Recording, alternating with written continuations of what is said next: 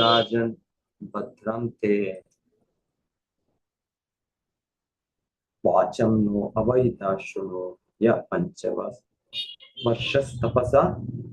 भवान् देवम् अतितृपत्।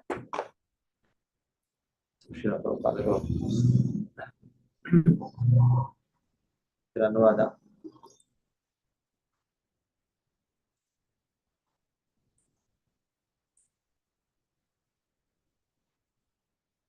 ಭಗವಾನ್ ವಿಷ್ಣುವಿನ ಅಂತರಂಗ ಸೇವಕರಾದ ನಂದ ಮತ್ತು ಸುನಂದರೆಂಬ ಆ ಇಬ್ಬರು ನುಡಿದರು, ಪ್ರಿಯ ರಾಜನೇ, ನಿನಗೆ ಭವ್ಯ ಭವಿಷ್ಯವಿರಲಿ. ನಾವು ಏನನ್ನು ಹೇಳುತ್ತಿದ್ದೇವೆ ಎಂಬುದನ್ನು ದಯವಿಟ್ಟು ಗಮನಪೂರ್ವಕವಾಗಿ ಕೇಳಿ. ನೀನು ಕೇವಲ 5 ವರ್ಷದವನಾಗಿದ್ದಾಗ ಕಠೋರವಾದ ತಪಸ್ಸನ್ನು ಆಚರಿಸಿದೆ. ಅದರಿಂದಾಗಿ ದೇವೋತ್ತಮ ಪರಮಪುರುಷನನ್ನು ಬಹುವಾಗಿ ಸಂತೋಷಪಡಿಸಿದೆ.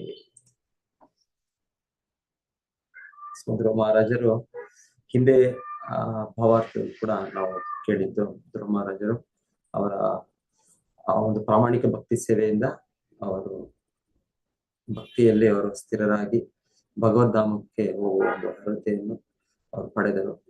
ಸೊ ಅಲ್ಲೂ ಕೂಡ ಶ್ರೀಲ ಪ್ರಭುಪಾದರು ಕೊನೆಗೆ ಆ ಭಾವಾರ್ಥದಲ್ಲಿ ಇದು ಪ್ರತಿಯೊಬ್ಬರಿಗೂ ಸಾಧ್ಯ, ಏನು ಧ್ರುವ ಮಹಾರಾಜರು ಸಾಧಿಸಿದ್ರು ಅದು ನಾವೆಲ್ಲರೂ ಕೂಡ ಸಾಧಿಸಬಹುದು ಅಂತ ಹೇಳಿದ್ದಾರೆ. ಇವತ್ತು ಕೂಡ ಅದೇ ರೀತಿಯಲ್ಲಿ ಹೇಳ್ತಾ ಇದ್ದಾರೆ. ಹೀಗೆ ಧ್ರುವ ಮಹಾರಾಜರು ಈ ಒಂದು ಪರಿಪೂರ್ಣತೆಯನ್ನು ಅವರ ಜೀವನದ ಆರಂಭದಲ್ಲೇ ಅವರು ಪಡ್ಕೊಂಡು, ಜೀವನದ ಆರಂಭ ಅಂದ್ರೆ 5 ವರ್ಷದಲ್ಲೇ ಅವರು ತೀವ್ರ ತಪಸ್ಸೆ ಮಾಡಿ ಅವರು ಭಗವಂತನ ಮೆಚ್ಚಿಸಿದರು. ಸೊ ಹಾಗೆ ಹೇಳ್ತಾ ಇದ್ದಾರೆ, ಹೀಗೆ ಪ್ರತಿಯೊಂದು ಮಗುನು ಕೂಡ ಮಾಡಬಹುದು. ನಮಗೆ ಅನ್ಸುತ್ತೆ ಹೇಗೆ ನಮಗೆ ಇಷ್ಟು ಕಷ್ಟ. ಭಕ್ತಿ ಒಂದು ರೀತಿಯಲ್ಲಿ ತುಂಬಾ ಸುಲಭ, ಒಂದು ರೀತಿ ತುಂಬಾ ಕಷ್ಟ, ಎರಡೂ ಇದೆ. ಹಾಗೆ ಇಲ್ಲಿ ಯಾರೇ ಈ ಭಾವಾರ್ಥ ಪ್ರಭಾವ ಇಲ್ಲ ನೋಡಿ, ಧ್ರುವ ಮಹಾರಾಜರು 5 ವರ್ಷದ ಮಗು ಅವ್ರ ಭಗವಂತ ತೃಪ್ತಿಪಡಿಸಿದ್ರು. ಅದೇ ರೀತಿಯಲ್ಲಿ ಯಾವ ಒಂದು ಮಗುನು ಕೂಡ ನಾವೇನಾದ್ರೂ ತರಬೇತಿ ಕೊಟ್ರೆ, ಆ ರೀತಿ ಒಂದು ಶಿಕ್ಷಣ ಕೊಟ್ರೆ, ಅದೇ ರೀತಿ ಅವರು ಕೂಡ ಪರಿಪೂರ್ಣತೆ, ಧ್ರುವ ಮಹಾರಾಜನ ಸಿಕ್ಕಿದ ಪರಿಪೂರ್ಣತೆ ಅವ್ರು ಪಡಿಬಹುದು. ಸ್ವಲ್ಪ ಪ್ರಹ್ಲಾದರು, ಭಕ್ತ ಪ್ರಹ್ಲಾದರು ಕೂಡ, ಪ್ರಹ್ಲಾದ್ ಮಹಾರಾಜರು ನಮಗೆ ಇದೇ ಹೇಳ್ತಾರೆ, ಕೌಮಾರಂ ಆಚರೇ ಪ್ರಾಜ್ಞೋ ಧರ್ಮಾನ್ ಭಾಗವತಾನ್ ಇಹ ದುರ್ಲಭಂ ಮಾನುಷಂ ಜನ್ಮ ತದಪಿ ಅಧ್ರುವಂ ಅರ್ಥಕಂ.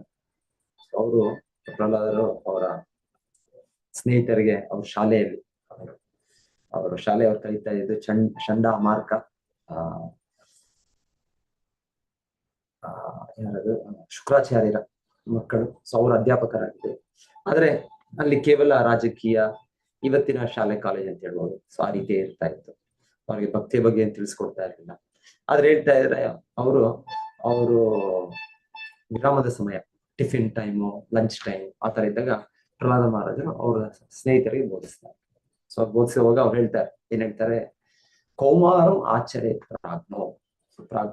ಸೊ ಬುದ್ಧಿವಂತ ಮನುಷ್ಯರು ಅವರು ಇದನ್ನು ಕುಮಾರಾವಸ್ಥೆ ಅಂದ್ರೆ 5 ವರ್ಷ, ಸೇಮ್ ಇದೆ ಇವತ್ತಿಗೆ 5 ವರ್ಷ ಪಂಚಸಹಸ್ರ ಅದು ಅಷ್ಟರಿಂದ ಕೌಮಾರಂ ಆಚರೆ ಪ್ರಾಜ್ಞೋ ಧರ್ಮಂ ಭಾಗವತ.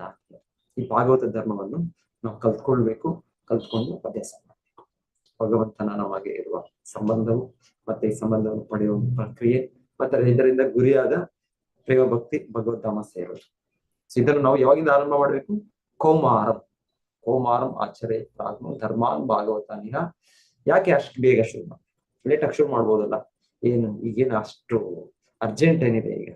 ಈಗ ಮಕ್ಕಳು ಪ್ರಹ್ಲಾದ್ ಮಹಾರಾಜರ ಸ್ನೇಹಿತರು ಅವ್ರು ಹೇಳ್ತಾ ಇದ್ರಂತೆ, ನಾವು ಆಟ ಆಡೋಣ. ಈಗ ಅವೆಲ್ಲ ಮಕ್ಕಳಂದ್ರೆ ಆಟ ಆಡೋಣ, ಎಷ್ಟೋ ಆಟಗಳಿರ್ತವೆ ಮಕ್ಕಳು. ಪ್ರಹ್ಲಾದ್ ಮಹಾರಾಜ್ ಹೇಳ್ತಾರೆ, ಇಲ್ಲ ಈಗ ಆಟ ಆಡೋ ಸಮಯ ಅಲ್ಲ. ಕೌಮಾರಂ ಆಚರೆ ಪ್ರಾಜ್ಞೋ ಧರ್ಮಾನ್ ಭಾಗವತಾನಿಹ ದುರ್ಲಭಂ ಮಾನುಷಂ ಜನ್ಮ. ಮನುಷ್ಯ ಜನ್ಮ ಏನ್ ಸಿಕ್ಕಿದೆ ಅದು ದುರ್ಲಭ. ಲಭ ಅಂದ್ರೆ ಲಾಭ, ಒಂದು ಗಳಿಸೋದು.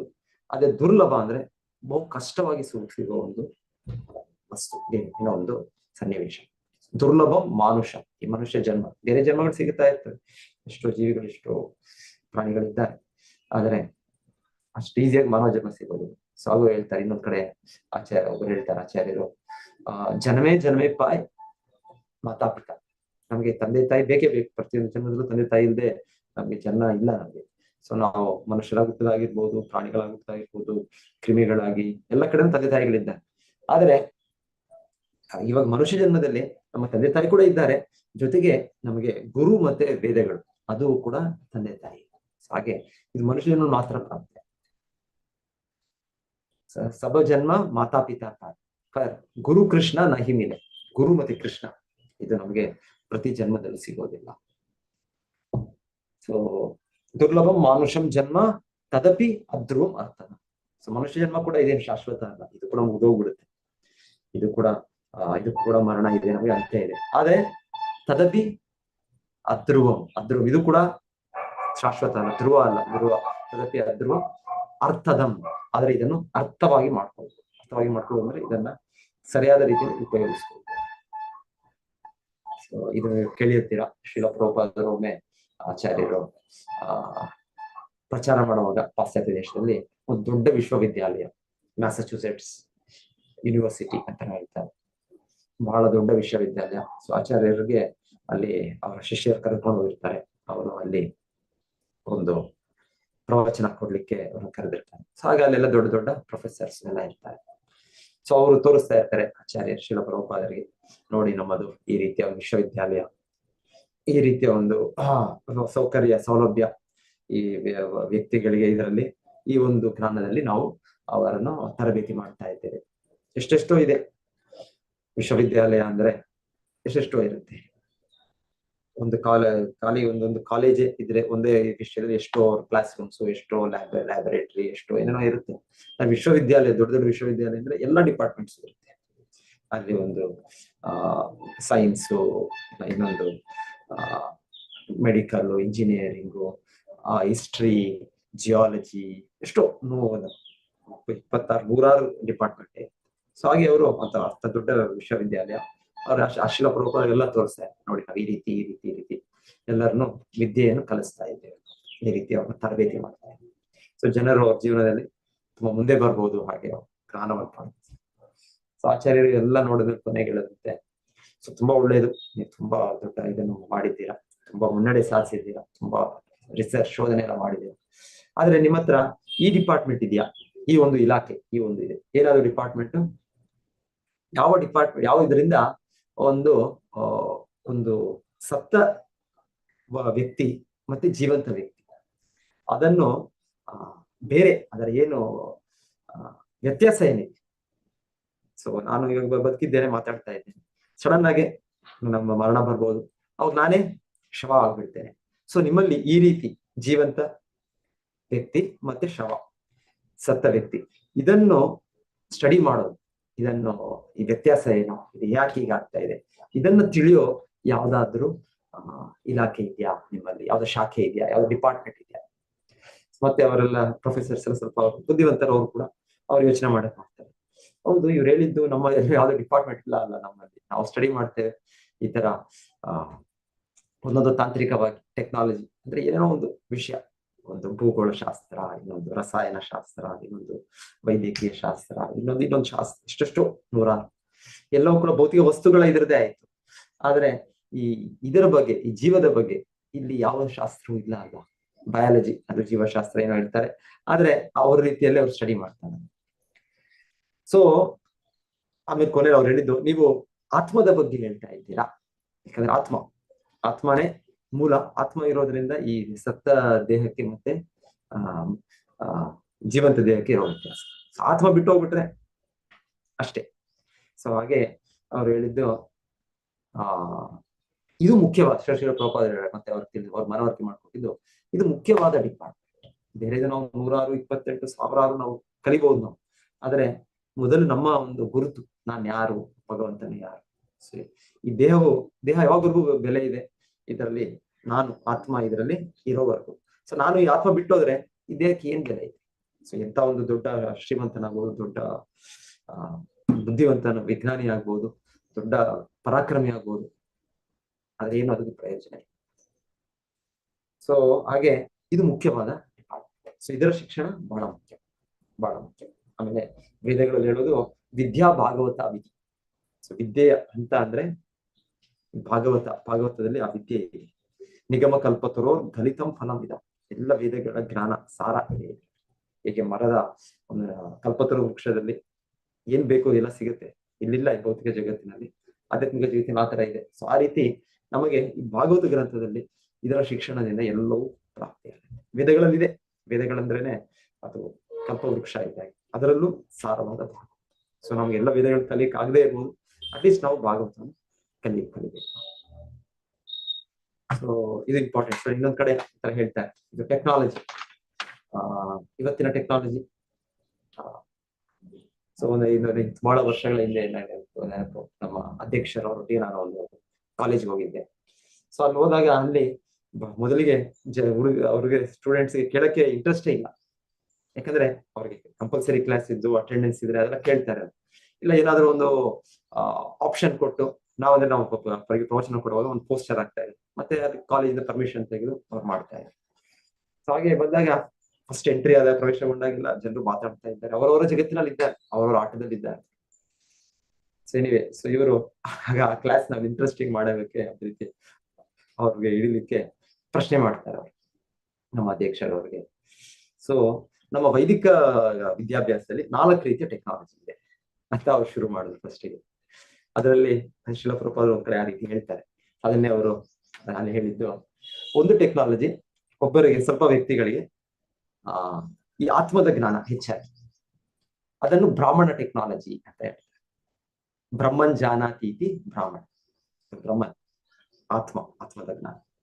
ಮತ್ತೆ ಇನ್ನೊಂದು ಟೆಕ್ನಾಲಜಿ ಕ್ಷತ್ರಿಯ ಟೆಕ್ನಾಲಜಿ. ಕ್ಷತ್ರಿಯ ಟೆಕ್ನಾಲಜಿ ಅಂದ್ರೆ ಹೇಗೆ ಒಂದು ಆಡಳಿತ ಮಾಡ್ಬೇಕು ಅದನ್ನು ಕಲಿಸೋದು. ಯಾಕಂದ್ರೆ ವೈದಿಕ ಕಾಲದಲ್ಲಿ ಕೆಲವರು ಜನಕ್ಕೆ ಬ್ರಾಹ್ಮಣರಾಗಿ ತರಬೇತಿ ಆಗ್ತಿತ್ತು, ಕೆಲವರಿಗೆ ಕ್ಷತ್ರಿಯರಾಗಿ, ಕೆಲವರಿಗೆ ವೈಶ್ಯರಾಗಿ, ಮತ್ತೆ ಶೂದ್ರ. ಮೊದಲಿಗೆ ಗುರು ಹತ್ರ ಹೋಗ್ತಾ ಇದ್ರು. ಗುರು ಹತ್ರ ಹೋದಾಗ ಗುರು ನೋಡ್ತಾ ಇದ್ರು, ಯಾಕಂದ್ರೆ ಜನ್ಮನ ಜಾಯತೆ ಶೂದ್ರ, ಪ್ರತಿಯೊಬ್ಬರು ಜನ್ಮದಿಂದ ಶೂದ್ರ ಏನು. ಆದರೆ ಈ ತರ ನಾವು ಗುರು ಹತ್ರ ಹೋದಾಗ ಗುರು ನೋಡ್ತಾ ಇದ್ರು ನಮ್ಮ ಮಾನಸಿಕ ಸ್ಥಿತಿಯನ್ನು ನೋಡಿ, ಈ ವ್ಯಕ್ತಿಗೆ ಬ್ರಾಹ್ಮಣನಾಗಿ ನಾನು ತರಬೇತಿ ಕೊಡ್ಬೋದಾ, ಇಲ್ಲ ಕ್ಷತ್ರಿಯನಾಗಿ ತರಬೇತಿ ಕೊಡ್ಬೋದಾ, ಇಲ್ಲ ವೈಶ್ಯನಾಗಿ. ಸೊ ಈಗ ಹೆಚ್ಚಾಗಿ ಬ್ರಾಹ್ಮಣನಾಗಿದ್ರೆ ಅವರು ಮುಂದುವರಿತಾ ಇದ್ದಾರೆ ಗುರುಕುಲದಲ್ಲಿ, ಕ್ಷತ್ರಿಯರಾದ್ರು ಕೂಡ ಮುಂದುವರಿತಾ ಇದ್ರು. ವೈಶ್ಯ ಶೂದ್ರ ಅದು ಆನ್ ಜಾಬ್ ಟ್ರೈನಿಂಗ್, ಇವಾಗ ಕೂಡ ನಾವು ಹೇಳ್ತೀವಲ್ಲ, ಅಷ್ಟು ವರ್ಷ ಓದಿದ್ರು ಅದು ನಮ್ಗೆ ಮತ್ತೆ ಅಲ್ಲಿ ಜಾಬ್ ಹೋದ್ಮೇಲೆ ಏನೋ ಇದೆ ಪ್ರಯೋಜನ ಇಲ್ಲ, ಮತ್ತೆ ಜಾಬ್ ಅಲ್ಲಿ ಮತ್ತೆ ನೀವು ಟ್ರೈನಿಂಗ್ ಪಡಿಬೇಕು. ಸೊ ಬಹಳ ಕೆಲಸಗಳು ಹಾಗೆ ಇರುತ್ತೆ, ನೀವು ಅಲ್ಲೇ ನೀವು ಕೆಲಸದಲ್ಲೇ ಕಲ್ತ್ಕೊಳ್ಬಹುದು. ವೈಶ್ಯ ಅಂದ್ರೆ ಕೃಷಿ, ಗೋರಕ್ಷ, ವಾಣಿಜ್ಯ. ಸೊ ಅದೆಲ್ಲ ನೀವು ಶಾಲೆ ಕಾಲೇಜಲ್ಲಿ ಏನಾದ್ರು ಕಲಿಯೋ ಅಗತ್ಯ, ಅಲ್ಲಿ ಕೆಲಸ ಮಾಡ್ತಾ ಕಲಿಯಬಹುದು, ಕೃಷಿ, ಗೋರಕ್ಷ, ವಾಣಿಜ್ಯ. ಸೊ ಹಾಗೆ ಅವರು ಬ್ರಾಹ್ಮಣ ಟೆಕ್ನಾಲಜಿ ಇದೆ, ಕ್ಷತ್ರಿಯ ಟೆಕ್ನಾಲಜಿ ಇದೆ, ವೈಶ್ಯ ಟೆಕ್ನಾಲಜಿ, ಶೂದ್ರ ಟೆಕ್ನಾಲಜಿ. ಆಮೇಲೆ ಶಾಸ್ತ್ರದಲ್ಲಿ ಹೇಳೋದ್ ರೀತಿ ಕಂಪ್ಯಾರಿಟಿವ್ಲಿ ಬ್ರಾಹ್ಮಣ ಅಂದ್ರೆ ತಲೆಗೆ ಹೋಲಿಕೆ, ಕ್ಷತ್ರಿಯ ಅಂದ್ರೆ ಕೈಗಳಿಗೆ, ಇದು ವೈಶ್ಯ ಹೊಟ್ಟೆಗೆ. ಸೊ ಹಾಗೆ ಇದು ಫಸ್ಟ್ ಕ್ಲಾಸ್, ಇದು ಮೊದಲ ದರ್ಜೆಯ ಟೆಕ್ನಾಲಜಿ, ಇದು 2ನೇ ದರ್ಜೆಯ ಟೆಕ್ನಾಲಜಿ, ಇದು 3ನೇ ದರ್ಜೆಯ ಟೆಕ್ನಾಲಜಿ. ಶೂದ್ರ ಟೆಕ್ನಾಲಜಿ ಅಂದ್ರೆ ಇದು ಈಗ ಕಮ್ಮಾರ, ಚಮ್ಮಾರ, ಇದು ಬೇರೆ ಎಲ್ಲ ಇದೆಲ್ಲ, ಬ್ಲ್ಯಾಕ್ ಸ್ಮಿತ್, ಐರನ್ ಸ್ಮಿತ್, ಇದೆಲ್ಲ ಇದೆ ನಮ್ಗೆ. ಇದೆಲ್ಲವೂ ಕೂಡ ಇದನ್ನು ಹೇಗೆ ಕಬ್ಬಿಣವನ್ನು ಪೆಂಡ್ ಮಾಡೋದು, ಅದನ್ನ ತಯಾರಿ ಮಾಡೋದು, ಅದರಿಂದ ಏನೇನೋ ಮಣ್ಣದು ಇದು ಮಾಡೋದು, ಇಲ್ಲ ಕಬ್ಬಿಣದ ಸಲಕರಣ ಮಾಡೋದು. ಸೊ ಇದು ಇವತ್ತು ದೊಡ್ಡದಾಗ್ಬಿಟ್ಟಿದೆ ಅಷ್ಟೇ ಇವತ್ತಿನ ಇಂಡಸ್ಟ್ರಿ, ಕೈಗಾರಿಕಾ ವ್ಯವಸ್ಥೆ. ಸೊ ಹಾಗೆ ಅವರು ಇದನ್ನ ವಿವರಿಸಿದ ಮೇಲೆ ಅವ್ರಿಗೆ ಪ್ರಶ್ನೆ ಮಾಡಿದ್ರು, ಸೊ ನಿಮ್ಮ ಕಾಲೇಜಿನಲ್ಲಿ ನೀವು ಏನ್ ಕಲಿತಾ ಇದ್ದೀರಾ, ಯಾವ ಟೆಕ್ನಾಲಜಿ ಕಲಿತಾ ಇದ್ದೀರಾ? ಅದು ನ್ಯಾಷನಲ್ ಇನ್ಸ್ಟಿಟ್ಯೂಟ್ ಆಫ್ ಟೆಕ್ನಾಲಜಿ, ಇಲ್ಲಿ ದೊಡ್ಡ ಇದು ಅದು ಕಾಲೇಜು. ಸೊ ಸ್ಟೂಡೆಂಟ್ಸ್ಗೆ, ಫಸ್ಟ್ ಇಯರ್ ಸ್ಟೂಡೆಂಟ್ಸ್ಗೆ ಅವರು ಆಗ ಪ್ರಶ್ನೆ, ತುಂಬಾ ಅವ್ರಿಗೆ ನಾವು ಕ್ಲಾಸ್ ಸ್ಟಾರ್ಟ್ ಆಗೋ ಮುಂಚೆ ತುಂಬಾ ಗಲಾಟೆ, ತುಂಬಾ ಅವ್ರ ಹತ್ರ. ಆದ್ರೆ ಈಗ ಕೇಳಿದ್ಮೇಲೆ ಫಸ್ಟ್ ಎಲ್ಲ ಕೇಳಿದ್ರೆ ಆಮೇಲೆ ಎಲ್ಲ ತುಂಬಾ ಸೈಲೆಂಟ್ ಆಗ್ಬಿಟ್ರು ಕ್ಲಾಸಲ್ಲಿ. ಸೊ ಅವ್ರಿಗೆ ಅರ್ಥ ಆಯ್ತು, ಮತ್ತೆ ಹುಡುಗರಿಗೆ ನಾವ್ ಏನ್ ಕಲಿತಾ ಇದೀವಿ ಶಾಲೆ, ನಾವು ಪ್ರಥಮ ದರ್ಜೆ ಟೆಕ್ನಾಲಜಿ ಕಲಿತಾ ಇದ್ದೀವ, ಇಲ್ಲ 2ನೇ ದರ್ಜೆ, 3ನೇ ದರ್ಜೆ, 4ನೇ ದರ್ಜೆ. ಯಾಕಂದ್ರೆ ವೈದಿಕ ಇದರಲ್ಲಿ ಆಕ್ಚುಲಿ ಇದಕ್ಕೆ ಬಹಳ ಮಹತ್ವ, ಬ್ರಹ್ಮನ್ ಆತ್ಮಜ್ಞಾನಕ್ಕೆ ಬಹಳ ಮಹತ್ವ. ಆದ್ರೆ ಏನ್ ಮಾಡೋದು, ಇದು ಕಾಲ ಪ್ರಭಾವದಲ್ಲಿ, ಕಲಿಯುಗ ಪ್ರಭಾವ, ಆಮೇಲೆ ಪಾಶ್ಚಾತ್ಯ ದೇಶದ ಪ್ರಭಾವ. ಸೊ ಇದರಲ್ಲಿ ನಮಗೆ ವ್ಯಾಲ್ಯೂ ಸಿಸ್ಟಮ್, ಯಾವುದು ಬೇಕು, ಯಾವ್ದು ಮುಖ್ಯ, ಅದನ್ನು ಮರ್ತು ಬಿಟ್ಟಿದ್ದೇವೆ. ಯಾವ್ದು ಅಷ್ಟು ಮುಖ್ಯ ಇಲ್ಲ ಅದನ್ನು ನಾವು ಅಭ್ಯಾಸ ಮಾಡ್ತೀವಿ. ಸೊ ಆಮೇಲೆ ಅವರು ಕೊನೆಗೆ ಅವರು ಇದನ್ನ ನೀವು ಬದಲ್ ಮಾಡಿ, ನಮ್ಮ ಅಧ್ಯಕ್ಷರು ಅವ್ರಿಗೆ ಹೇಳಿದ್ದು, ಹಾಗಿದ್ರೆ ನಿಮ್ಮ ಇದನ್ನು ನೀವು ಬದಲ್ ಮಾಡ್ಬೇಕು, ನಿಮ್ಮ ನಿಮ್ಮ ಕಾಲೇಜಿನ ಹೆಸರು national institute of Shudra technology, NIST ಅಂತ ಮಾಡ್ಬೇಕು ಅಂತ ಅವ್ರು ಹೇಳಿದ್ರು. ಎನಿವೆ, ಸೊ ಆ ಕ್ಲಾಸ್ ನಂತರ ಮಕ್ಕಳು ಪಾರ್ಟಿಸಿಪೇಟ್ ಮಾಡಿದ್ರು. ಆ ಕ್ಲಾಸ್ ಅಲ್ಲಿ ಬಹಳ ಇವ್ರ ಪ್ರೆಸೆಂಟೇಶನ್, ಮತ್ತೆ ನೆಕ್ಸ್ಟ್ ನಮ್ದು ಸೆಮಿನಾರ್ಸ್ ಮಾಡುವಾಗ ಬಹಳ ಜನ ರಿಜಿಸ್ಟರ್ ಆಗಿ ಪುಸ್ತಕಗಳೆಲ್ಲ ಖರೀದಿ ಮಾಡಿ. ಸೊ ಎನಿವೆ, ಸೊ ಇದು ಮುಖ್ಯ, ಇದು ನಿಜವಾದ ವಿದ್ಯೆ. ಭಗವದ್ಗೀತೆಯಲ್ಲೂ ಕೂಡ ಕೃಷ್ಣ ವಿದ್ಯೆ ಬಗ್ಗೆ ಹೇಳೋದು, ಜ್ಞಾನ ಬಗ್ಗೆ ಹೇಳೋದು, ಪಂಡಿತ ಪಂಡಿತ ಅಂದ್ರೆ ಯಾರು? ಸೊ ಪಂಡಿತ ಅಂದ್ರೆ ಸಾಮಾನ್ಯವಾಗಿ ಒಬ್ಬ ವಿದ್ಯಾಭ್ಯಾಸ ಪಡೆದು ಎಜುಕೇಟೆಡ್ ಅಂತ. ಸೊ ಭೌತಿಕವಾಗಿ ಎಜುಕೇಶನ್ ಅಂದ್ರೆ ನಾವು 1 ಪದವಿ, 2 ಪದವಿ, 3 ಪದವಿ, bachelors degree, masters degree, PhD ತರ. ಆದ್ರೆ ಭಗವದ್ಗೀತಾ ಅಲ್ಲಿ ವೇದದಲ್ಲಿ ಆಗಿಲ್ಲ. ಗೀತೆಯಲ್ಲಿ ಭಗವಂತನು ಪಂಡಿತ ಅಂದ್ರೆ ಹೇಳೋದು ಅಶೋಚ್ಯಾನ್ ಅನ್ವಶೋಚಸ್ವಂ ಪ್ರಜ್ಞಾವಾದಾಂಶ ಭಾಷಸೆ ಗತಾಸೂನ್ ಅಗತಾಸೂಂಶ ನಾನು ಶೋಚಂತಿ ಪಂಡಿತ. ಭಗವಂತನು ಅದರ ಪಂಡಿತನ ಒಂದು ಲಕ್ಷಣ ಅಂದ್ರೆ ಹೇಳೋದು ಅವನಿಗೆ ಆತ್ಮಜ್ಞಾನವಿದ್ದು ಅವನು ಯಾವ ಸ್ಥಿತಿಯಲ್ಲೂ ಕೂಡ ಅವನು ಭೌತಿಕವಾಗಿ ಅದು ಜೀವಂತ ಸ್ಥಿತಿ, ಮರಣದ ಸ್ಥಿತಿ, ಅವನು ಶೋಕ ಪಡೆಯೋದೇ ಇಲ್ಲ. ಸೊ ಇಲ್ಲಿ ನಾವು ಯಾವಾಗಲೂ ಶೋಕ ಪಡ್ತಾನೆ ಇರ್ತೇವೆ. ನಮ್ಮ ಜೀವನವೇ ಶೋಕದಿಂದ ತುಂಬಿದೆ. ಆದ್ರೆ ವೈದಿಕ ಇದರಲ್ಲಿ ಜ್ಞಾನಿ ಒಬ್ಬ ಪಂಡಿತ ಅಂದ್ರೆ ಅವನಿಗೆ ಶೋಕವಿಲ್ಲ.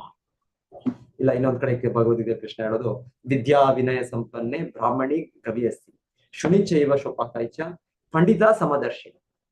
ಪಂಡಿತ ಅಂದ್ರೆ ಅವನು ಸಮದೃಷ್ಟಿ ಹೊಂದಿದವ, ಈ ಆತ್ಮ ಇದರಲ್ಲಿ ಎಚ್ಚರಿಕೆಯಾಗಿ ಅವನು ಎಲ್ಲವನ್ನು ವಿದ್ಯಾ ವಿನಯ, ವಿದ್ಯೆ ಜ್ಞಾನವನ್ನು ಪಡೆದಿದ್ದಾನೆ, ಮತ್ತೆ ವಿನಯ ಸ್ವಭಾವ ನಮ್ರವಾಗಿದೆ. ಮತ್ತೆ ಆತರ ಒಬ್ಬ ಬ್ರಾಹ್ಮಣನನ್ನು, ಆತರ ಒಬ್ಬ ಚಾಂಡಾಲನನು, ಆತರ ಒಂದು ಏನ್ ಕ್ರಿಮಿ ಕೀಟ ಅದಾದ್ರೂ ಎಲ್ಲವನ್ನು ಒಂದೇ ರೀತಿ ನೋಡುವ ಅವನ ಸಮದೃಷ್ಟಿಯನ್ನು ಬೆಳೆಸಿದ್ದೆ. ಸೊ ಇದೆಲ್ಲ ನೋಡಿದ್ರೆ ನಾವೆಲ್ಲ ಅಪಂಡಿತರೇ, ನಾವೇನು ಪಂಡಿತರಲ್ಲ ನಾವು. ಆಮೇಲೆ ಇನ್ನೊಂದು ರೀತಿಯ ಪಂಡಿತರು ಶ್ರೀಲ ಪ್ರಭುಪಾದರು, ಇವರು ಚಾಣಕ್ಯ ಪಂಡಿತರು ಇರ್ತಾರೆ.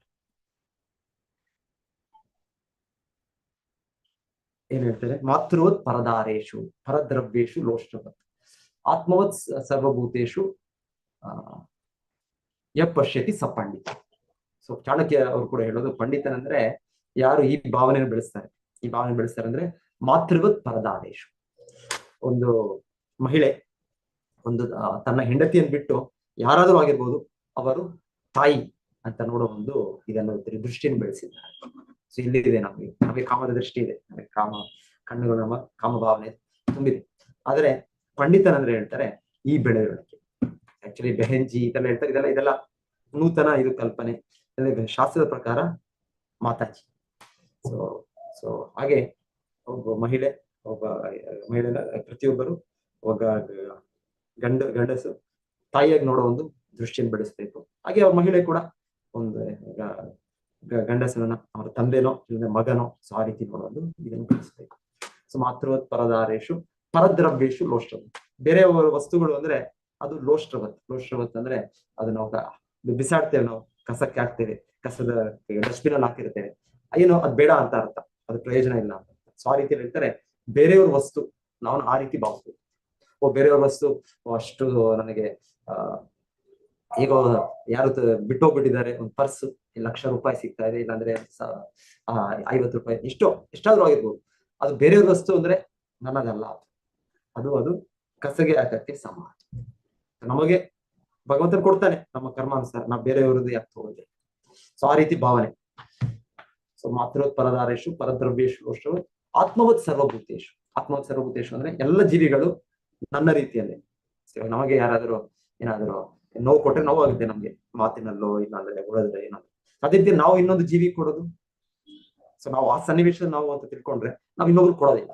ಸೊ ಆ ರೀತಿ ಹೇಳ್ತಾರೆ, ಆ ರೀತಿ ಮನೋಭಾವವನ್ನು ಬೆಳೆಸಿದ್ರೆ ಆ ವ್ಯಕ್ತಿ ಪಂಡಿತ. ಸೊ ಏನಿವೆ ಇದು ವೇದಗಳಲ್ಲಿ ಕೊಟ್ಟಿರುವ ಎಜುಕೇಶನ್, ವಿದ್ಯೆ ಬಗ್ಗೆ. ಇಲ್ಲಾಂದ್ರೆ ಈಶೋಪನಿಷತ್ತಲ್ಲಿ ವಿದ್ಯಾ ಅಂತ ಕೂಡ ಹೇಳಿದ್ದಾರೆ.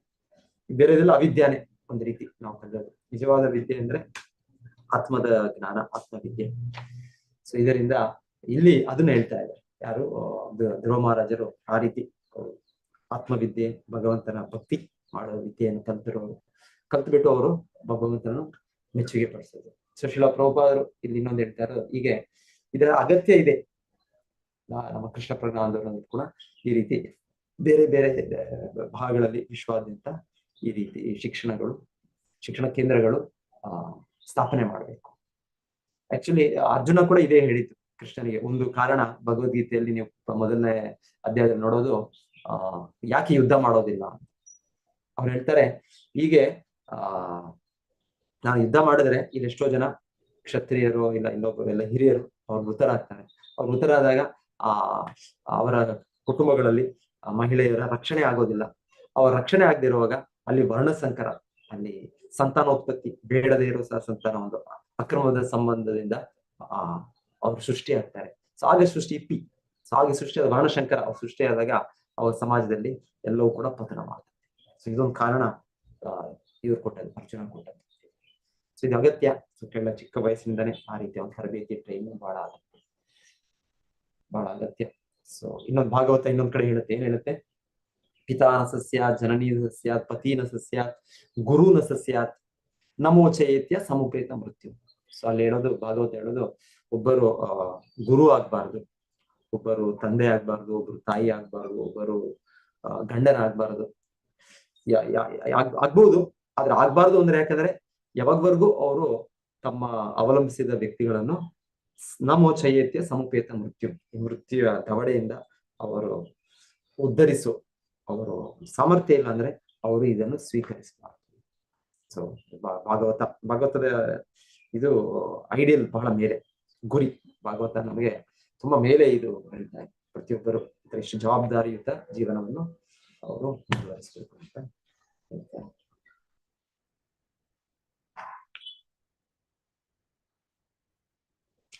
ಆಮೇಲೆ ಇವ್ರು ನಮ್ಮ ಭಕ್ತಿವಿನೋದ್ ಠಾಕೂರರ ಆಚಾರ್ಯರು ಹೇಳ್ತಾರೆ, ಜಡವಿದ್ಯಾ ಮಾಯಾರ ಅಂಧಕಾರ. ಇವತ್ತು ನಾವು ಇರೋ ಆಧುನಿಕ ವಿದ್ಯಾಭ್ಯಾಸದಲ್ಲಿ ನಮಗೆ ಜಾಸ್ತಿ ಗರ್ವನೂ ಬರುತ್ತೆ, ಅಹಂಕಾರನೂ ಬರುತ್ತೆ. ಬಂದು ನಾವ್ ಯಾರು ಕೇಳೋದಿಲ್ಲ, ನನಗೆ ಗೊತ್ತು, ನಾನೇ ದೊಡ್ಡ ವಿಜ್ಞಾನಿ, ನಾನೇ ದೊಡ್ಡ ಕಲಿತ ವ್ಯಕ್ತಿ. ಈ ರೀತಿ ಆಕ್ಚುಲಿ ನಿಜವಾದ ಜ್ಞಾನದಿಂದ ವ್ಯಕ್ತಿ ನಮ್ರನಾಗ್ತಾನೆ. ಉದಾಹರಣೆ ಕೊಡ್ತಾರಲ್ಲ, ಒಂದು ಮರ ಅದು ತುಂಬಾ ಅದು ಭಾರವಾದಾಗ ಅಂದ್ರೆ ಅದು ದೊಡ್ಡ ಇದು ಪಡೆದಾಗ, ಹಣ್ಣುಗಳನ್ನ ಪಡೆದಾಗ ಅದು ಸ್ವಲ್ಪ ಬೆಂಡಾಗುತ್ತೆ. ಸೊ ಆ ರೀತಿ ನಿಜವಾಗ್ಲೂ ಜ್ಞಾನವಂತನು ಅವ್ನು ನಮ್ರನಾಗ್ತಾನೆ, ಅವನಿನ್ನ ಇದಾಗೋದಿಲ್ಲ ಅಂತ ಹೇಳ್ತಾರೆ. ಆದ್ರೆ ಇವತ್ತು ಆಧುನಿಕ ಇದರಲ್ಲಿ ಒಂದು ರೀತಿಯ ಬೇರೆ ರೀತಿಯ ಜ್ಞಾನ, ಹಾಗಾಗಿ ಅದೊಂದು ಗರ್ವ, ಅಹಂಕಾರ. ಜಡವಿದ್ಯಾ ಮಾಯಾರ ಅಂಧಕಾರ. ಜಡವಿದ್ಯಾ, ಭೌತಿಕ ವಿದ್ಯೆ ನಮ್ಮನ್ನು ಮಾಯೆಯ ಅಂಧಕಾರದಲ್ಲಿ ಇದಾಗುತ್ತೆ ಅಂತ ಹೇಳ್ತಾರೆ. ಜನ್ಮ ಈಶ್ವರಿ ಶ್ರುತ ಶ್ರೀಬೀರ್ ಏದಮಾನ ಮದಹ ಪುಮಾನ್ ಅಂತ ಕೂಡ ಒಂದು ಕೃತಿ ಇದೆ, ಮಹಾರಾಣಿ ಹೇಳೋದು. ಈ ರೀತಿ ಅದು ಸರಿಯಾದ ಜ್ಞಾನ, ಸರಿಯಾದ ವಿದ್ಯಾಭ್ಯಾಸ ಕಲಿಕೆ ಇಲ್ಲ ಅಂದ್ರೆ ಅದು ನಮ್ಮನ್ನು ಮದಹ, ಅದು ಮತ್ತೊಂದು ಹುಚ್ಚರಾಗಿನ ನಮ್ಮನ್ನು ಆ ರೀತಿ ಅಹಂಕಾರಿಯಾಗಿ ಮಾಡುತ್ತೆ. ಅದಲ್ಲ ನಿಜವಾದ ಇದು. ಭಗವದ್ಗೀತೆಯಲ್ಲಿ ಕೃಷ್ಣ ಹೇಳೋದು ಜ್ಞಾನದ ಅಂಶಗಳಲ್ಲಿ ಅಮಾನಿತ್ವ ಆದಂಬಿತ್ವ, 20 ಅಂಶಗಳು ಜ್ಞಾನದ ಅಂಶಗಳು ಅಂತ ಭಗವಂತ ಹೇಳೋದು. ಇದು ಒಂದು ನಮ್ರತೆ, ಒಂದು ಪ್ರೈಡ್ಲೆಸ್ನೆಸ್, ಹ್ಯುಮಿಲಿಟಿ, ಅಹಂಕಾರ ಇಲ್ಲದೆ. ಸೊ ಅದು ಜ್ಞಾನದ ಅಂಶಗಳು ಅಂತ ಕೂಡ ಭಗವಂತನು ಭಗವದ್ಗೀತೆಯಲ್ಲಿ ಕೂಡ ಹೇಳುವುದು. ಸೊ ಎನಿವೆ, ಸೊ ಈ ರೀತಿ ಬಹಳ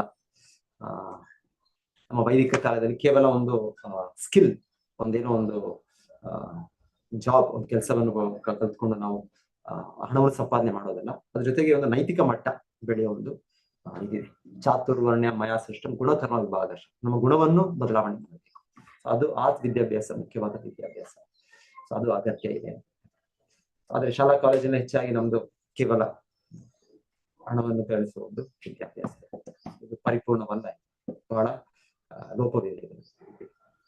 ಚಾಣಕ್ಯ ಪಂಡಿತರು ಇನ್ನೊಂದು ರೀತಿ ಅವ್ರು ಹೇಳ್ತಾರೆ ಅಂದ್ರೆ ಮಕ್ಕಳಿಂದ ಅವ್ರಿಗೆ ಹೇಗಿರ್ಬೇಕು ಅಂದ್ರೆ, ತುಂಬಾ ಮುದ್ದು ಮಾಡಿದ್ರೆ ಅವ್ರು ಹೇಳ್ತಾರೆ ಮುದ್ದು ಮಾಡ್ಬೇಕು, ಅದು ಕೂಡ ಶಾಸ್ತ್ರ ಹೇಳುತ್ತೆ. 5 ವರ್ಷಗಳವರೆಗೂ ಮುದ್ದು ಮಾಡ್ಬೇಕಂತೆ, ಮತ್ತೆ 5 ರಿಂದ 15 ವರ್ಷವರೆಗೂ ಅವ್ರಿಗೆ ತರಬೇತಿ ಕೊಡ್ಬೇಕಂತೆ. 15 ರಿಂದ 20ವರೆಗೂ ತೀವ್ರವಾದ ತರಬೇತಿ ಕೊಡಕ್ ಆಗಲ್ಲ, ಯಾಕಂದ್ರೆ ಆಗ್ಲೇ ಸ್ವಲ್ಪ ಬೆಳೆದ್ಬಿಟ್ಟಿದ್ದಾರೆ ಅವರು. ಅವ್ರಿಗೆ ಸ್ನೇಹಿತರಾಗಿ ನಾವು ಸಲಹೆ ಕೊಡ್ಬೋದು. ಮತ್ತೆ 25 ವರ್ಷ ಆದ್ಮೇಲೆ ಅವ್ರಿಗೆ ಬಿಟ್ಟುಬಿಡ. ಸೊ ನಿಮ್ಮ ಜೀವನ, ಸೊ ನೀವಿನ್ನ ಸ್ವತಂತ್ರ. ಅಷ್ಟು ನಮ್ಗೆ ಟ್ರೈನಿಂಗ್ ಸಮಯ ಅಂದ್ರೆ ಮುಖ್ಯವಾಗಿ 5 ರಿಂದ 25, ಅದ್ರಲ್ಲೂ ಕೂಡ 5 ರಿಂದ 15ನೇ ವಯಸ್ಸು ಅಂತ ಹೇಳ್ತಾರೆ.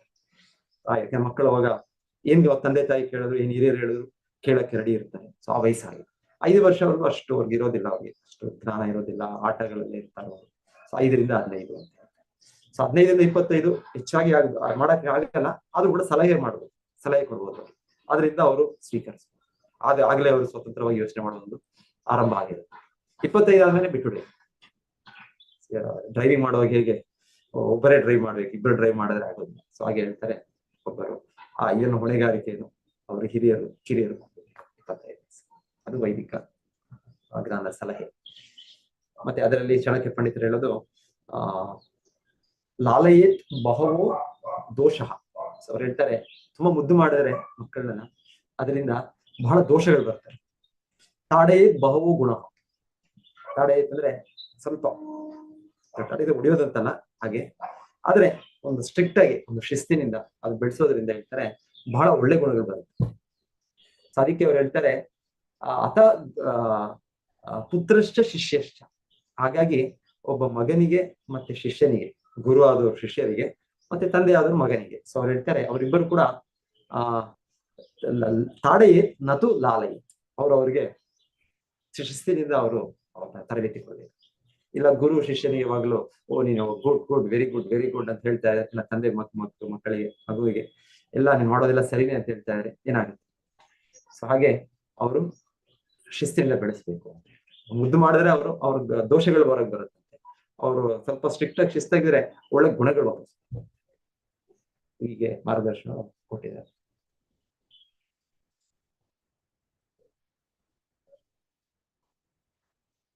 ಶಿಲ ಪ್ರಭುಪಾದರು ಆಚಾರ್ಯರು ಅವರು ಸಂಸ್ಥೆಯಲ್ಲಿ ಈ ತರ ಗುರುಕುಲ ಎಲ್ಲ ಆರಂಭ ಮಾಡಿದ್ರು. ಈಗಲೂ ಕೂಡ ಅವ್ರ ಶಿಷ್ಯರು ಎಲ್ಲ ಮುಂದುವರಿಸಿದ್ದಾರೆ. ಆದ್ರೆ ಅವರ ಸಮಯದಲ್ಲಿ ಬಹಳವಾಗೇ ಇತ್ತು. ಎಷ್ಟರ ಮಟ್ಟಿಗೆ ಅಂದರೆ ಅಮೆರಿಕ ದೇಶದಲ್ಲೇ ಡಲಾಸ್ ಅಂತ ಒಂದು ಇದರಲ್ಲಿ ಪ್ರಭುಪಾದರು ಅಲ್ಲಿ ಗುರುಕುಲ ಇದನ್ನು ವಿದ್ಯಾಭ್ಯಾಸವನ್ನು ಸ್ಥಾಪನೆ ಮಾಡಿ ಅವ್ರ ಶಿಷ್ಯರೆಲ್ಲರೂ ತಮ್ಮ ಮಕ್ಕಳನ್ನ ಅಲ್ಲಿ ಕಳಿಸ್ತಾ ಇದ್ದಾರೆ. ಸೊ ಮತ್ತೆ ಶಿಲ ಪ್ರಭುಪಾದರು ಹೇಗೆ ಅಲ್ಲಿ ಏನೇನು ಕಲಿಸ್ಬೇಕು ಅದು ಕೂಡ ಹೇಳಿದ್ರು. ಶಿಲ ಪ್ರಭುಪಾದರು ಹೇಳಿದ್ರು ಸಂಸ್ಕೃತ ಕಲಿಬೇಕು, ಅಂದ್ರೆ ವೇದಗಳು ಅರ್ಥ ಮಾಡ್ಕೊಳ್ಳಿಕ್ಕೆ ಸುಲಭ ಆಗುತ್ತೆ ಅವರು ಈ ಸಂಸ್ಕೃತ ಭಾಷೆಯನ್ನು ಕಲ್ತ್ರೆ. ಅದ್ರ ಜೊತೆಗೆ ಇವತ್ತು ಇಂಗ್ಲಿಷ್ ಭಾಷೆ ಇದೆ, ಮತ್ತೆ ಯಾವ್ಯಾವ ಭಾಷೆಗಳಾಗತ್ತೆ ಕಲಿಬಹುದು. ಸೊ ನಂತರ ಅವ್ರ ಶಿಷ್ಯರು ಕೇಳ್ತಾರೆ ಇನ್ನೇನ್ ಕಲಿಬೇಕು ಅಂತ. ಶಿಲ ಪ್ರಭುಪಾದರು ಗಣಿತ ಕಲಿಬೇಕು, ಗಣಿತಶಾಸ್ತ್ರ ಅಂದ್ರೆ ಸಂಪೂರ್ಣವಾಗಿ ಕಲಿಯೋ ಅಗತ್ಯ ಇಲ್ಲ. ಸ್ವಲ್ಪ ಆದ್ರೂ ಒಂದು ನಾವು ವ್ಯಾಪಾರ ಮಾಡೋದಕ್ಕೋ ಇನ್ನೊಂದಕ್ಕೋ ಹೊರಗೆ ಪ್ರಪಂಚದಲ್ಲಿ ಇರೋದಕ್ಕೆ ಗಣಿತ ಪ್ಲಸ್ ಸಬ್ಟ್ರಾಕ್ಷನ್, ಅಡಿಷನ್, ಮಲ್ಟಿಪ್ಲಿಕೇಶನ್ ಇಷ್ಟೆಲ್ಲರಿಗೂ ಬರ್ಲೇಬೇಕಿದೆ. ಇದಿಲ್ಲೇ ಯಾರು ಇದಕ್ಕಾಗಲ್ಲ. ಸೊ ಈ ರೀತಿ ಸರಳವಾಗಿ ಗುರುಕುಲದಲ್ಲಿ ಆಚಾರ್ಯರು ಈ ರೀತಿ ಒತ್ತಾಯ, ಮುಖ್ಯವಾಗಿ ಅವರ ವ್ಯಕ್ತಿತ್ವದ ಬದಲಾವಣೆ. ಸೊ ಮತ್ತೆ ಅವ್ರ ಶಿಷ್ಯರು ಕೇಳ್ತಾರೆ ಇನ್ನೇನ್ ಕಲಿಸ್ಬೋದು ಅಂತ ಹೇಳ್ತಾರೆ. ಅವ್ರಿಗೆ ಈ ತರ ಸೈನ್ಸು, ಈ ತರ ಜಿಯಾಲಜಿ, ಸೊ ಆಚಾರ್ಯರು ಹೇಳ್ತಾರೆ ಇದೆಲ್ಲ ಬೇಡ, ಅಗತ್ಯ ಇಲ್ಲ, ಎಷ್ಟೆಷ್ಟೋ ಇದೆ. ಅದೆಲ್ಲ ನಾವು ಶಾಲೆ ಕಾಲೇಜಲ್ಲಿ ಮಾರ್ಕ್ಸ್ಗೆ ಅಂತ ಓದಿದ್ವಿ, ಆದ್ರೆ ಮತ್ತೆ ನಮ್ಮ ಜೀವನದಲ್ಲಿ ಮತ್ತೆ ಅದನ್ನ ನಾವು ಯಾವಾಗ ಅಪ್ಲಿಕೇಶನ್ ಇಲ್ಲ. ಯಾರೋ ಕಂಡುಹಿಡಿದ್ರು, ಯಾರೋ ಅದನ್ನ ಸ್ಟಡಿ ಮಾಡೋದು ಅನ್ನೋದಕ್ಕೆ ನಮ್ಗೆ ಶಾಲೆ ಕಾಲೇಜಲ್ಲಿ ಟೆಕ್ಸ್ಟ್ ಬುಕ್ ಅಲ್ಲಿ ಹಾಕ್ಬಿಟ್ಟಿದ್ದಾರೆ. ನಾವು ಮಾರ್ಕ್ಸ್ ಸಿಗಕ್ಕೆ ಓದ್ಬೇಕು. ಸೊ ಸುಮ್ಮನೆ ಸಮಯ ಬೇರ್ತಾ.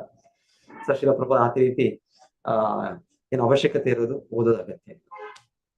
ಸೊ ನಂತರ ಜಿಯೋಗ್ರಫಿ ಅಂದ್ರೆ ಶಿಲ ಪ್ರಭುಪಾದ ಹೇಳ್ತಾರೆ ಹೌದು ಸ್ವಲ್ಪ ಆದ್ರೂ ಬೇಕು, ನಮ್ಗೆ ಗೊತ್ತಿರ್ಬೇಕಲ್ಲ ಈ ಭೂಮಿಯಲ್ಲಿ ಎಲ್ಲಿ ಭಾರತ ಎಲ್ಲಿದೆ, ಎಲ್ಲಿ ಭಾರತದಲ್ಲಿ ಇಲ್ಲಿ ಡೆಲ್ಲಿ ಎಲ್ಲಿದೆ, ಇಲ್ಲಿ ಇನ್ನೊಂದು ತಿರುಪತಿ ಎಲ್ಲಿದೆ, ಇನ್ನೊಂದು ಮುಂಬೈ ಎಲ್ಲಿದೆ, ಗೊತ್ತಿರ್ಬೇಕು ನಮ್ಗೆ ಮ್ಯಾಪ್ ಅಲ್ಲಿ. ಆ ರೀತಿ ಸ್ವಲ್ಪ ಜ್ಞಾನ ಬೇಕಷ್ಟೇ. ಅದು ಬಿಟ್ರೆ ಅದರ ಇನ್ನೊಂದು ಡಿಟೇಲ್ ಆಗಿ ನಮ್ಗೆ ಭೂಗೋಳ ಶಾಸ್ತ್ರ, ಈ ಶಾಸ್ತ್ರ ಎಲ್ಲರಿಗೂ ಯಾಕೆ ಅಗತ್ಯ ಇಲ್ಲ. ಈ ತರ ಸಾಯಿಲ್ ಎಷ್ಟೆಷ್ಟೋ ಟೈಪ್ಸ್, ಸಾಯಿಲ್ ಎಷ್ಟೆಷ್ಟೋ ರಾಕ್ಸ್, ಎಷ್ಟೆಷ್ಟೋ ಟೈಪ್ಸ್ ಎಲ್ಲ ಏನೋ ಗೊತ್ತಿಲ್ಲ. ಎಲ್ಲರಿಗೂ ಯಾಕೆ ಇಲ್ಲ. ಸೊ ಮುಖ್ಯವಾಗಿ ಅವ್ರಿಗೆ ವ್ಯಕ್ತಿತ್ವದ ತರಬೇತಿ ಆಗ್ಬೇಕು. ಸೊ ಇಲ್ಲಾಂದ್ರೆ ಆಚಾರ್ಯರು ಒಂದೊಂದ್ಸಲ ಸಲಹೆ ಕೊಟ್ಟದ್ದು ಈ ತರ ರೆಸಿಡೆನ್ಷಿಯಲ್ ಇದಾಗಿ ಸ್ವಲ್ಪ ಆಧುನಿಕ ಇವ್ರ ಜೊತೆ ವಿದ್ಯಾಭ್ಯಾಸ ಮಿಕ್ಸ್ ಮಾಡ್ಕೊಂಡು ಮಾಡ್ಬೋದು ಅಂತ ಅವ್ರು ಕೊಟ್ಟರು. ಅದೇ ಆಚಾರ್ಯಗೆ ಅಷ್ಟು ಅದ್ರ ಬಗ್ಗೆ ಇದಿಲ್ಲ, ಆದ್ರೆ ಬೇಕಿದ್ರೆ ಅಗತ್ಯ ಆತರ ಆದ್ರೆ ಸ್ವಲ್ಪ ಮಾಡ್ಬೋದು. ಇಲ್ಲಾಂದ್ರೆ ಶಿಲ ಪ್ರಭುಪಾದರು ಮುಖ್ಯವಾಗಿ ಶುದ್ಧ ಗುರುಕುಲ, ವೈದಿಕ ಕಾಲದಲ್ಲಿ ಹೇಗೆ ಒಬ್ಬರು ಜೀವನವನ್ನು ಪರಿಪೂರ್ಣತೆ ಮಾಡ್ಕೊಳ್ಬೇಕು ಆ ರೀತಿಯ ಸಂಪೂರ್ಣ ಮೊದಲಿಂದ ಆ ರೀತಿಯ ತರಬೇತಿ ಇದನ್ನು ಕೊಡ್ತಾರೆ. ಸೊ ಒಂದು ಸಲ ಇವರೇ ಪ್ರಭುಜಿಗಳು ಒಬ್ರು ಹೇಳ್ತಾ ಇದ್ರು, ಯಾರೋ ಜನರನ್ನ ಭೇಟಿ ಮಾಡಿದಾಗ, ಯಾರೋ ಜನರು ಅಂದ್ರೆ ನಾನು ಜಸ್ಟ್ ಇವತ್ತಿನ ಮನುಷ್ಯನ ಚಿಂತನೆ, ಅವರು ಪೂಜಾರಿ ಯಾವ ದೇವಾಲಯದಲ್ಲಿ ಪೂಜೆ ಮಾಡ್ತಾ ಇದ್ದಾರೆ. ಸೊ ಅವ್ರು ಕೇಳಿದಾಗ ಅವ್ರಿಗೆ ನಿಮ್ ಮಕ್ಕಳು ಇಬ್ಬರು ಮಕ್ಕಳಿದ್ದಾರೆ ಅಂತ, ಅವ್ರಿಗೆ ಇಬ್ಬರು ಮಕ್ಕಳಿದ್ದಾರೆ, ನೀವು ಏನ್ ಮಾಡಿಸ್ತೀರಾ ಮುಂದೆ ಅವ್ರನ್ನ ಅಂದ್ರೆ. ಸೊ ಅವರು ಹೇಳಿದ್ದು ನನಗೆ ಇಬ್ಬರು ಮಕ್ಕಳಿದ್ದಾರೆ, ಒಬ್ಬರು ಸ್ವಲ್ಪ ಬುದ್ಧಿವಂತ, ಸೊ ಅವನನ್ನು ನಾನು ಇಂಜಿನಿಯರು ಇಲ್ಲ ಡಾಕ್ಟರ್ ಮಾಡ್ತೀನಿ. ಒಬ್ಬ ಮಗ ಅಷ್ಟು ಬುದ್ಧಿವಂತನಲ್ಲ, ಸ್ವಲ್ಪ ಬುದ್ಧಿ ಕಡಿಮೆ. ಸೊ ಅವನನ್ನು ನಾನು ಏನ್ ಕಸುಬು ಮಾಡ್ತಾ ಇದ್ದೇನೆ, ಅವ್ನು ಪೂಜಾರಿ. ಸೊ ಇಲ್ಲ, ಇದು ವೈದಿಕ ಕಾಲದಲ್ಲಿ ಈಗಲ್ಲ. ತುಂಬಾ ಬುದ್ಧಿವಂತನಾದವನು ಅವನು ಪೂಜಾರಿ, ಅವನು ಬ್ರಾಹ್ಮಣನಾಗಿರ್ತಾನೆ. ಅವನು ಪಾಠನ್ ಅವನು ಕಲ್ತ್ಕೊಂಡು ಅವನು ಜನರಿಗೆ ಮಾರ್ಗದರ್ಶನ ಕೊಡ್ತಾನೆ. ಆದ್ರೆ ಈಗ ಜನರಿಗೆ ಆ ರೀತಿಯ ಒಂದು ಕಸುಬು ಇರೋರು ಕೂಡ ಅವ್ರು ಕೂಡ ಜ್ಞಾನ ಇಲ್ಲ. ಅವ್ರು ಅನ್ಕೊಳ್ಳೋದು ಇಲ್ಲ, ಬುದ್ಧಿವಂತನವರು ಅವರು ಈ ಶೂದ್ರ ಟೆಕ್ನಾಲಜಿ ಕಲಿಬೇಕು, ಮತ್ತೆ ಅಷ್ಟು ಬುದ್ಧಿ ಇಲ್ಲದವರು ಈ ಬ್ರಾಹ್ಮಣ ಟೆಕ್ನಾಲಜಿ ಕಲಿಬಹುದು. ಇದು ಸರಿಯಾದ ಗ್ರಹಣೆ ಅಲ್ಲ, ಸರಿಯಾದ ಜ್ಞಾನ ಅಲ್ಲ. ಆಮೇಲೆ ಇನ್ನೊಂದು ಕೇಳ್ತೇವಲ್ಲ, ಹೇಗೆ ಆ ಚಿಕ್ಕ ವಯಸ್ಸಿನಲ್ಲಿ ಹೇಗೆ ತರಬೇತಿ ಆಗುತ್ತೆ ಹಾಗೆ ಬೆಳವಣಿಗೆ. ಒಂದು ಉದಾಹರಣೆಗೆ ಆ ಒಂದು ಸ್ಟೋರಿ ಹೇಳ್ತಾರೆ. 2 ಗಿಣಿಗಳು ಒಟ್ಟಿಗೆ ಅವರು ಜನ್ಮ ಆದಾಗ ಅದೇನೋ ಕಾರಣದಿಂದ ಒಂದು ಗಿಳಿ ಗಿಳಿ ಮರಿಯನ್ನು ಒಂದು ಋಷಿಯ ಆಶ್ರಮದಲ್ಲಿ ಅದರ ಬೆಳವಣಿಗೆ ಆಗುತ್ತೆ. ಅದೇ ಗಿಳಿಯ ಮರಿಯ ಸಹೋದರಿಯನ್ನು ಅದರ ಬೆಳವಣಿಗೆ ಒಂದು ಕಸಾಯಿಖಾನೆಯಲ್ಲಿ ಎಲ್ಲಿ ಮಾಂಸ ಇದನ್ನು ಸಂಹಾರ ಮಾಡಿ ಮಾಡ್ತಾ ಇದ್ದಾರೆ, ಮಾರಾಟ ಮಾಡ್ತಾ ಇದ್ದಾರೆ. ಸೊ ಕೆಲವು ಸಮಯ ನಂತರ ನೋಡಿದ್ರೆ ಒಬ್ಬ ವ್ಯಕ್ತಿ ಹೋದ್ರೆ ಆ ಗಿಳಿ ಮರಿಗಳು ಬೇರೆ ಬೇರೆ ವಾತಾವರಣದಲ್ಲಿ ಬೆಳೆದಿವೆ. ಒಂದು ಆ ಋಷಿಯ ವಾತಾವರಣದಲ್ಲಿ ಬೆಳೆದಿದೆ. ಅಲ್ಲಿ ಅದು ತುಂಬಾ ಮಧುರವಾಗಿ ಅಲ್ಲಿ ಆಶ್ರಮ ಪ್ರವೇಶ ಮಾಡಿದ್ದೆ ಅದು ಆಹ್ವಾನಿಸುತ್ತೆ ಆ ಗಿಳಿ, ಮತ್ತೆ ಮಧುರವಾಗಿ ಮಾತಾಡುತ್ತೆ. ಸೊ ಇನ್ನೊಂದು ಗಿಳಿ ಇದ್ರಲ್ಲಿ ಆ ಗಿಳಿ ಬಂದಿದ ತಕ್ಷಣ ಅದು ಅವ್ರ ಮೇಲೆ ಗಟ್ಟಿಯಾಗಿ ಒಂದು ಇದಾಗಿ ಮಾತಾಡೋದು, ಬೈಗಳು ಹೇಳೋದು. ಯಾಕಂದ್ರೆ ಯಾವ ರೀತಿ ನಾವು ಬೆಳಿತೇವೆ ಆ ರೀತಿ ವ್ಯಕ್ತಿತ್ವ. ಸೊ ಮಗುವಿನಿಂದ ಆ ರೀತಿ ಒಂದೇ ತಂದೆ ತಾಯಿ ಆ ಗಿಳಿಗಳಿಗೆ, ಆದ್ರೆ ಎಲ್ಲಿ ಬೆಳೆದ್ರು ಆ ರೀತಿ ಇದು ಬೆಳೀತು ಅಂತ ಒಂದು ನಿದರ್ಶನ ಹೇಳ್ತಾರೆ. ಸೊ ಹಾಗೆ ಮಕ್ಕಳಿಂದ ಏನ್ ಬೇಕಾದ್ರೂ ಅವರೊಂದು ಸ್ಪಾಂಜ್ ಇರೋ ರೀತಿಯಲ್ಲಿ ಎಲ್ಲವನ್ನು ಕೂಡ ಅವ್ರು ಬೇಗ ಗ್ರಹಣೆ ಮಾಡ್ತಾರೆ. ಈ ಶ್ಲೋಕ ಕಲಿಯೋದು ಇದೆಲ್ಲ ಬಹಳ ಸುಲಭ ಇದ್ರಲ್ಲಿ, ಆದ್ರೆ ಆಗಿನ ಕಲಿಸ್ಬೇಕು ನಾವು. ಶ್ರಮ ಇದೆ, ಬಹಳ ಶ್ರಮ ಇದೆ. ಆದ್ರೆ ಒಳ್ಳೆಯ ಇದು ಬೇಕು ಅಂದ್ರೆ ನಾವು ಒಳ್ಳೆಯ ಶ್ರಮ ಕೂಡ ಮಾಡ್ಬೇಕು. ಶಿಲ ಪ್ರಭುಪಾದರಿಗೆ ಹೀಗೆ ಬೆಳೆಸಿದ್ರು ತಾಯಿ. ಸೊ ಶಿಲ ಪ್ರಭುಪಾದರು ಹೇಳ್ತಾರೆ, ಅವ್ರ ತಂದೆ ನನಗೆ 2 ಟೀಚರ್ ಇತ್ತು ಇದ್ರೊಳಗೆ. ಅಂದ್ರೆ ಸ್ಕೂಲ್ ಹೋಗ್ತಾ ಇದ್ರು ಶಿಲ ಪ್ರಭುಪಾದರು. ಅದ್ರ ಬಿಟ್ಟು 2 ಸ್ಪೆಷಲ್ ಟ್ಯೂಷನ್ ಟೀಚರ್ಸ್. ಏನು ಅಂದ್ರೆ ಒಂದು ಟ್ಯೂಷನ್ ಟೀಚರು ಪ್ರಭುಪಾದರಿಗೆ ಬಂದು ಮೃದಂಗ ಕಲಿಸ್ತಾ ಇದ್ದಾರೆ. ಇನ್ನೊಂದು ಟ್ಯೂಷನ್ ಟೀಚರು ಪ್ರಭುಪಾದರಿಗೆ ಮೋಸ್ಟ್ಲಿ ಈ ಇಂಗ್ಲಿಷ್ ಭಾಷೆನೋ ಇದೆಲ್ಲ ಕಲಿಸ್ತಾ ಇದ್ದಾರೆ. ಈ ತರ ಇಂಗ್ಲಿಷ್, ಸೋಷಿಯಲ್ ಈ ತರ ಎಲ್ಲ. ಸೊ ಆದ್ರೆ ಪ್ರಭುಪಾದರ ತಂದೆಗೆ ಏನು ಇಚ್ಛೆ ಇತ್ತು ಅಂದ್ರೆ ನನ್ನ ಮಗನು ಭಾಗವತ ಪ್ರಚಾರಕ, ಅವನು ಶ್ರೀಮತಿ ರಾಧಾರಾಣಿಯ ಶುದ್ಧ ಭಕ್ತನಾಗ್ಬೇಕು, ಅವನು ಸೇವಕನಾಗ್ಬೇಕು. ಅವರು ಆ ರೀತಿ ಅವರ ಗುರಿ. ಹಾಗೆ ಇಲ್ಲಿ 2 ಟೀಚರ್ಗಳಿದ್ದಾರೆ. ಸೊ 2 ಟೀಚರ್ಗಳಿದ್ದಾಗ ಮೊದಲಿಗೆ ಆ ಮೃದಂಗ ಟೀಚರ್ ಬಂದು ಅವ್ರ ಪ್ರಭುಪಾದರಿಗೆ ಕಲಿಸ್ತಾರೆ. ಸೊ ಇದು ತುಂಬಾ ಸಮಯ ಆಗ್ತಾ ಇತ್ತು. ಆಗ ಆ ಟೀಚರ್ ವೇಟ್ ಮಾಡ್ತಾರೆ, ಯಾರು ಇಂಗ್ಲಿಷ್ ಟೀಚರ್, ಇನ್ನೊಂದು ಸೋಷಿಯಲ್ ಯಾರು ವೇಟ್ ಮಾಡ್ತಾರೆ, ಟ್ಯೂಷನ್ ಟೀಚರ್. ಸೊ ಪ್ರಭುಪಾದರ ತಾಯಿಗೆ ಒಂಥರ ಬೇಸರ, ಇದು ನನ್ನ ಮಗ ಏನ್ ಕಲಿತಾ ಇದ್ದಾನೆ, ಇದರಿಂದ ಏನ್ ಪ್ರಯೋಜನ ಇದೆ, ಇದು 100 ವರ್ಷಗಳ ಹಿಂದೆ ಮಾತಿದು. ಆದ್ರೆ ಪ್ರಭುಪಾದ ಇಲ್ಲ ಇದು ಮುಖ್ಯ, ಇದು ಕಲಿಬೇಕು, ಇದೇ ನನ್ನ ಮಗನು, ಇದೇ ನನಗೆ ಮುಖ್ಯ. ಸೊ ಅದ್ರ ಜೊತೆಗೆ ಓಕೆ ಅದು ಕೂಡ ಕಲಿ. ಹಾಗೆ ಶಿಲ ಪ್ರಭುಪಾದ ಮೊದಲಿಂದಲೇ ಅವರ ಆಧ್ಯಾತ್ಮಿಕ ಬೆಳವಣಿಗೆ ಅದಕ್ಕೆ ಏನ್ ಅಗತ್ಯ ಇದೆ ಅದನ್ನು ಕಲಿಸ್ಕೊಂಡು ಆಚಾರ್ಯ ಪ್ರಭುಪಾದ. ಮತ್ತೆ ಒಂದು ಸಮಯದಲ್ಲಿ ಅವರ ತಾಯಿ ಅವರೆಲ್ಲ, ಅವರ ಮಾವ ಅವರೆಲ್ಲ ಪ್ರಭುಪಾದರನ್ನ ಹೆಚ್ಚಿನ ವಿದ್ಯಾಭ್ಯಾಸಕ್ಕೆ ಇಂಗ್ಲೆಂಡ್ ಕಳಿಸ್ಬೇಕು ಅಂತ ಹೋಗ್ತಾ ಇದ್ರೆ ಪ್ರಭುಪಾದ ತಂದೆ ಹೇಳ್ತಾರೆ, ಬೇಡ ನನ್ನ ಮಗ ಎಲ್ಲೂ ಹೋಗೋದು ಬೇಡ, ಅವನು ಎಷ್ಟು ಕಲಿತ್ರೆ ಇಲ್ಲೇ ಕಲೀಲಿ, ಅವನು ಅಲ್ಲಿ ಹೋಗಿ ಅವನು ಅಲ್ಲಿ ಎಲ್ಲ ಬೇಡದೇ ಇರೋ ಅಭ್ಯಾಸಗಳು, ದುರಭ್ಯಾಸಗಳು ಎಲ್ಲ ಕಲಿಯೋದು ಬೇಡ. ಹೀಗೆ ಹಿರಿಯರಲ್ಲಿದೆ, ಅವರ ಕೈಯಲ್ಲಿದೆ, ಅವ್ರು ಹೇಗೆ ಅವರ ಕಿರಿಯರನ್ನು ಹೇಗೆ ಬೆಳೆಸ್ತಾರೆ, ಹೇಗೆ ಮಾಡ್ತಾರೆ.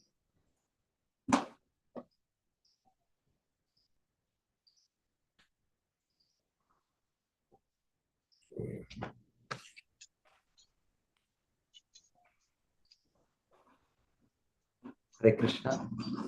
ಸ್ವಲ್ಪ ತಿಳಿದ ಹರೇ ಕೃಷ್ಣ ಪ್ರಭುಜಿ. ಆದ್ರೆ ಮುಖ್ಯ ಶಿಲ ಪ್ರಭುಪಾದ ಹೇಳ್ತಾ ಇರೋದು, ಗುರಿ ಏನಿರ್ಬೇಕು, ಎಲ್ಲರೂ ಭಕ್ತರಾಗ್ಬೇಕು.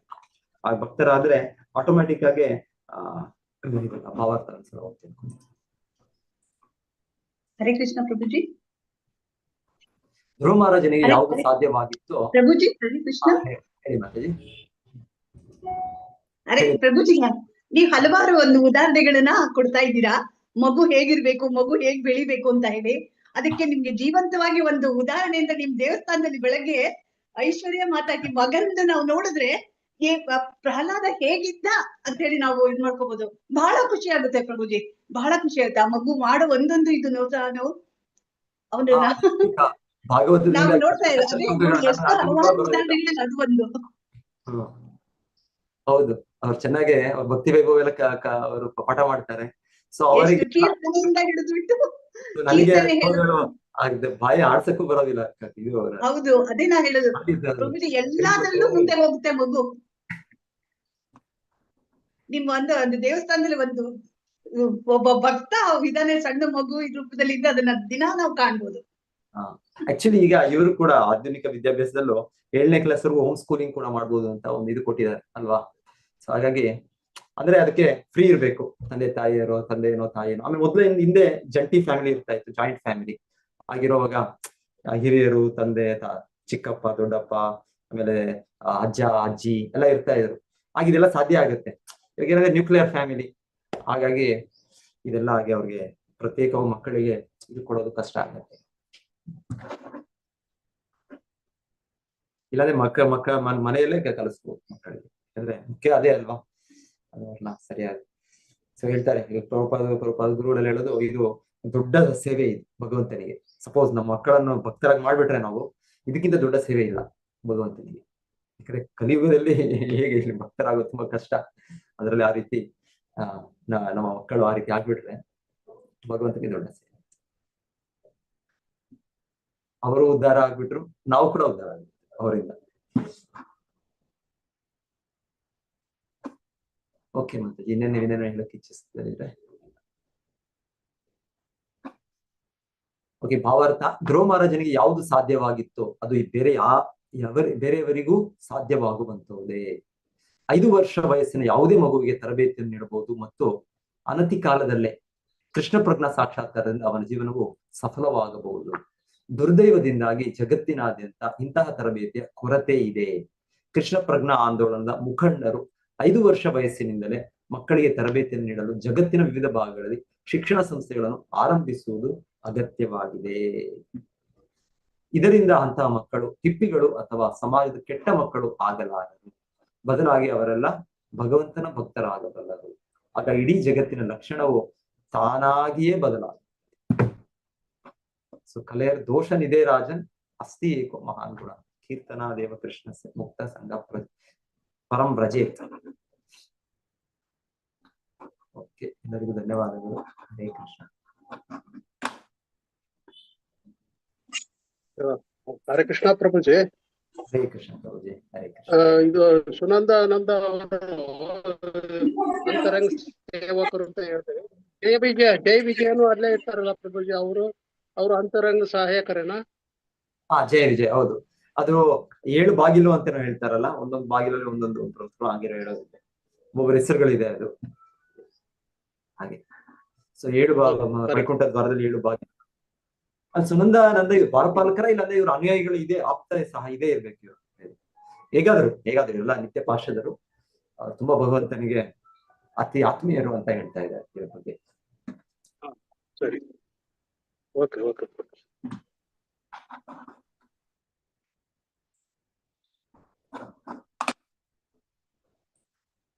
ಓಕೆ, ಎಲ್ಲರಿಗೂ ಅನಂತ ಪ್ರಭುಜಿ, ಅನಂತ ಕುಲಕರ್ಣಿ ಪ್ರಭುಜಿ ಬನ್ನಿ ಟೆಂಪಲ್ಗೆ. ಮಾತಾಜಿ, ಬೆಂಗಳೂರು ಮಾತಾಜಿ ನಮ್ದು. ಬೆಂಗಳೂರು. ಹೌದು, ಬನ್ನಿ ಮಂಗಳೂರಿಗೆ. ಆಯ್ತು, ಬರ್ತೀವಿ ಮಾತಾಜಿ, ಬರ್ತೀವಿ. ಈ ಸಂಡೇ ಬರೋಗಿದೆ, ಭಕ್ತರು ಬರ್ಬೋದು.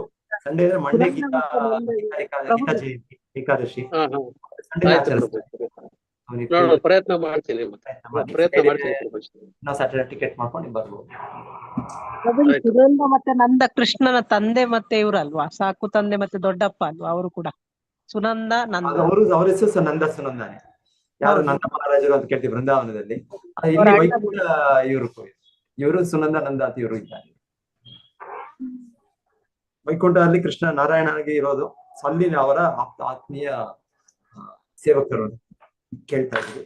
ಕೃಷ್ಣನ ಗೋಲೋಕಧಾಮದಲ್ಲಿ ನಂದ, ಉಪನಂದ ಅವರೆಲ್ಲ ಇದ್ದಾರೆ. ನಂದ ಮಹಾರಾಜರ ಅಣ್ಣ, ಅವರ ತಮ್ಮಂದಿರೆಲ್ಲ ಇದ್ದಾರೆ.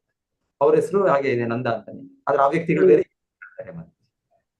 ಇದು ನಂದ ಆನಂದ ಅಂದ್ರೆ ಇದು ಆನಂದ ಸ್ವರೂಪ ಅಲ್ವಾ ಪ್ರಭುಜಿ? ಆನಂದ ಸ್ವರೂಪದವರು ಇವರು ಅಲ್ಲ, ಅಲ್ಲಿ ಎಲ್ಲರೂ ಸಚ್ಚಿದಾನಂದ ಸ್ವರೂಪನೇ ಇರ್ತಾರೆ. ಆಮೇಲೆ ವ್ಯಕ್ತಿಗಳು ಬೇರೆ, ಅದೇ ಹೆಸರಿದೆ, ಹೆಸರಿರ್ಬೋದು ನಂದ ಅಂತ.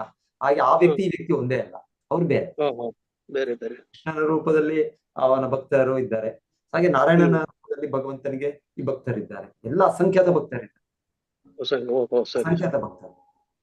ಹ್ಮ್.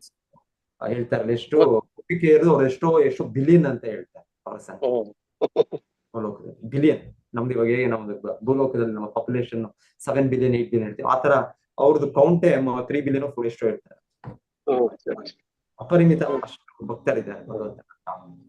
ಓಕೆ ಪ್ರಭು. ಸೊ ಆ ನಂದ ಬೇರೆ, ಈ ನಂದ ಬೇರೆ. ಓಕೆ. ವಾಂಛಾ ಕಲ್ಪತರುಭ್ಯಶ್ಚ ಕೃಪಾ ಸಿಂಧುಭ್ಯ ಏವ ಚ ಪತಿತಾನಾಂ ಪಾವನೇಭ್ಯೋ ವೈಷ್ಣವೇಭ್ಯೋ ನಮೋ ನಮಃ. ಗ್ರಂಥರಾಜ್ ಶ್ರೀಮದ್ ಭಾಗವತಂ ಕಿ ಜಯ. ಶ್ರೀಲ ಪ್ರಭುಪಾದ್ ಕಿ ಜಯ.